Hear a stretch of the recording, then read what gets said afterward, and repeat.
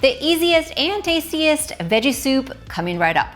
It's super flavorful and filling with black beans, zucchini, and carrots. Let's get started. Up first, I'm gonna chop up my veggies. Onions always add flavor to any soup, so let's coarsely chop one right here. Also, our zucchinis, I'm just gonna trim the ends, slice them in half, and I'm gonna quarter them so they fit right into my spoon, you know? As you can see, my carrots are huge, so I first peel them, then I cut them in half lengthwise and quarter them before I chop them up, also in bite-sized pieces. All right, so go grab your soup pot next and heat up some oil over medium-high heat. We're gonna saute a little garlic for about 30 seconds and then add our onion, cook it down, stirring until it's nice and soft and translucent. To the onion, I'm gonna add the tomato paste and our spices, which are cumin, paprika, a little salt, and stir this up and begin to toast the spices with the tomato paste for another 30 seconds. By the way, below this video, you're gonna find all the measurements to this recipe.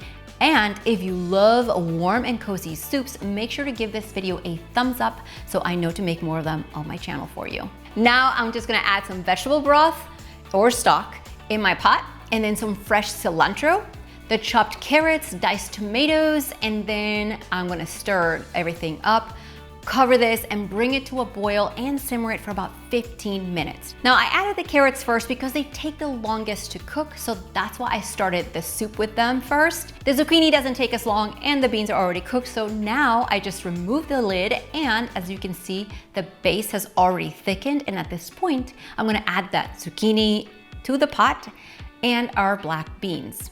Give these ingredients a good stir, place the lid back on, and you're gonna continue simmering for about 10 minutes on medium heat. Now from time to time, you can open the lid, give everything a good stir, and as you can see, after 10 minutes, the zucchinis are also cooked and this soup is ready.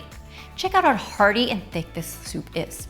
Leftovers can be kept in the fridge for up to 5 days, and since this is the type of soup that tastes even better the next day, all you have to do is warm up a bowl and you're done. I like to serve it with a little more fresh cilantro over the top, fresh avocado, and it's oh so good. Craving soups? Make sure to check out this next video. See you guys next time.